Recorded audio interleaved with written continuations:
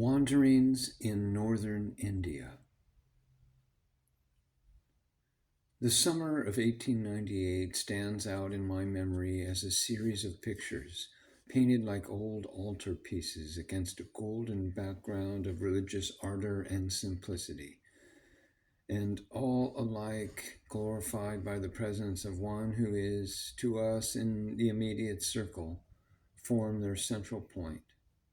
We were a party of 4 Western women, one of whom was Mrs. Ole Bull of Cambridge, Massachusetts, another a member of the higher official world of Anglo-Indian Calcutta. Side by side with us traveled the Swami, surrounded by his brethren or gurubhais and disciples. Once arrived at Almora, he and his party became the guest of Mr. and Mrs. Sevier, who were then residing there, and we occupied a bungalow some distance away. Thus pleasantly grouped, it was possible to combine a high degree of freedom and exchange. But when, after a month or so, we left Almora for Kashmir, the Swami went with us as the guest of Mrs. Bull and left behind him all his attendants. What scenes were those through which we journeyed from the beginning of May until the end of October? And with what passionate enthusiasm were we introduced one by one to each point of interest as we reached it. The ignorance of educated Western people about India, excepting of course those who have in some measure specialized on the subject, might also be described as illiteracy, and our object lessons began, I have no doubt, with Patna, the ancient Pataliputra itself. The riverfront of Benares, as one approaches it by railway from the east, is amongst the sights of the world, and could not fail of our leaders' eager praise. The industries and luxuries of Lucknow must needs be dwelt upon and enumerated, but it was not only the great cities of admitted beauty and historic importance that the Swami, in his eagerness, would strive to impress on our memory. Perhaps nowhere did his love seem more ardent or his absorption more intense than as we passed across the long stretches of the plains covered with fields and farms and villages. Here his thought was free to brood over the land as a whole, and he would spend hours explaining the communal system of agriculture or describing the daily life of the farm housewife with such details as that mixed with like grains left boiling all night for the morning porridge. It was the memory, doubtless, of his own days as a wanderer that so brightened his eyes and thrilled in his voice as he told us these things. For I've heard it said by sadhus that there is no hospitality in India like that of a humble peasant home. True, the mistress has no better bedding to offer than straw, no better shelter than an outhouse built of mud.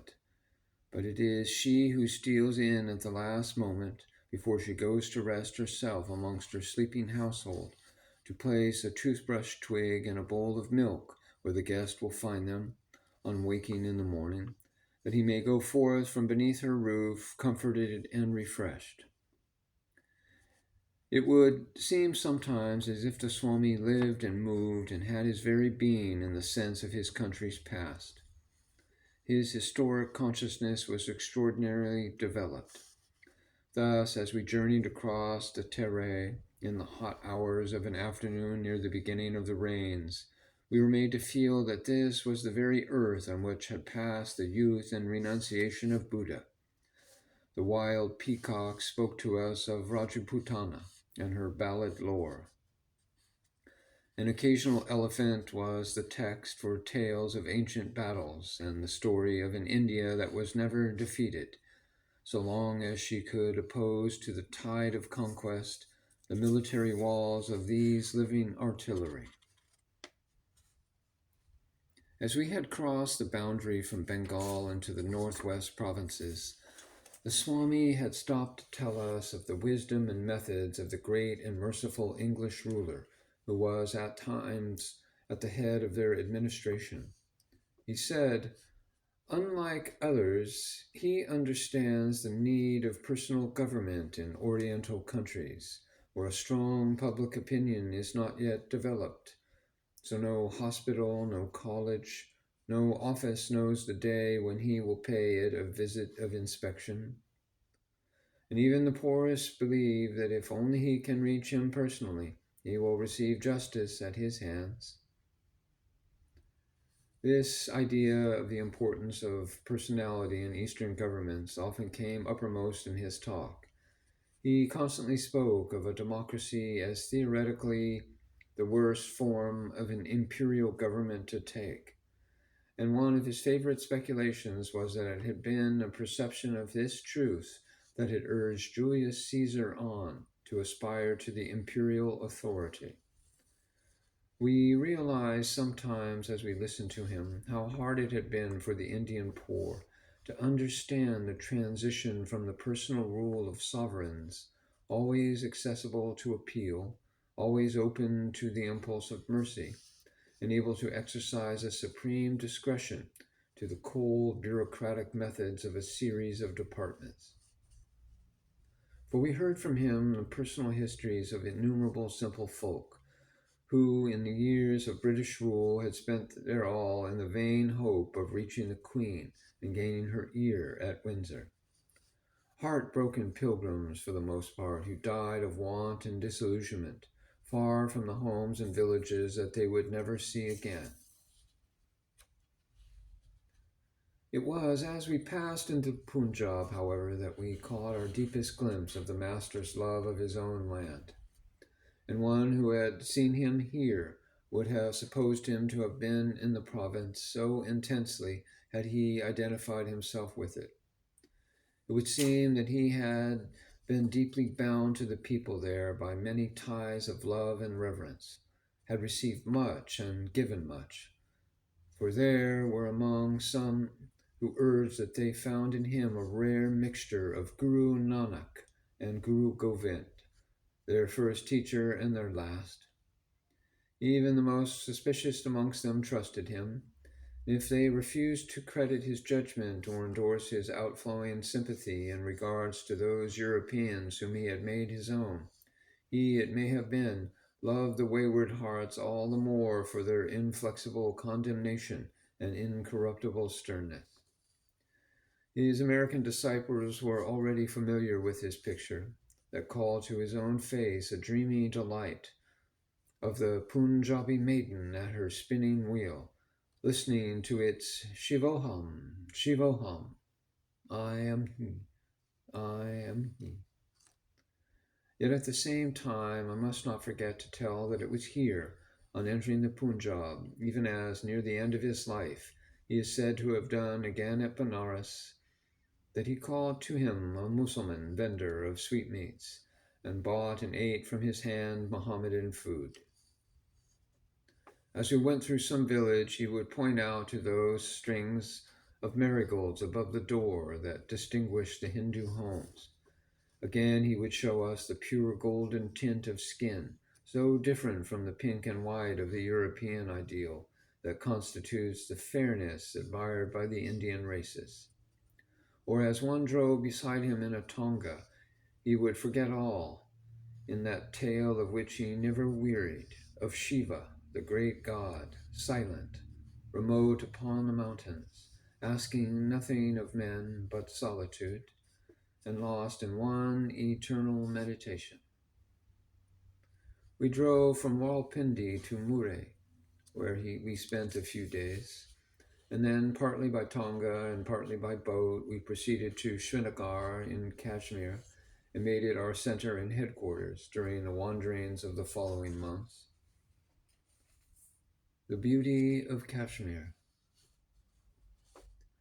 It would be easy to lose oneself here in the beauty of our journeys, in descriptions of mountain forest on the road to Almora, or of cathedral rocks and corn and blossom villages in the Jhelum Pass. For as one returns upon that time, its record is found in a constant succession of scenes of loveliness.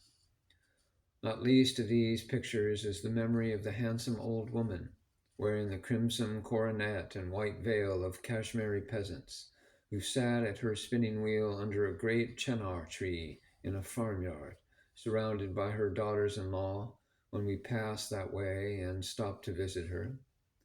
It was the Swami's second call on her. He had received some small kindness at her hands the year before, and had never tired of telling how after this, when he had asked, before saying farewell, "And, mother, of what religion are you?" Her whole face had lit up with pride and joy, and her old voice had rung out in triumph as she answered loudly and clearly, "I thank our God by the mercy of the Lord. I am a Mussulman."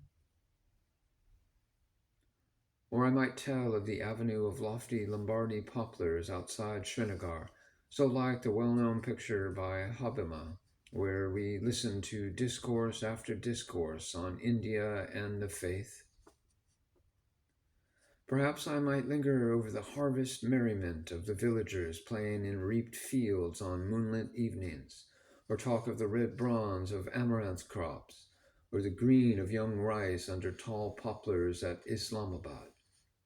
Forget-me-nots of a brilliant blue form the commonest wildflower of the Kashmiri fields in summer, but in autumn and spring fields and riverbanks are violet tinged with small purple irises, and one walks amongst their spear-like leaves as if they were grass.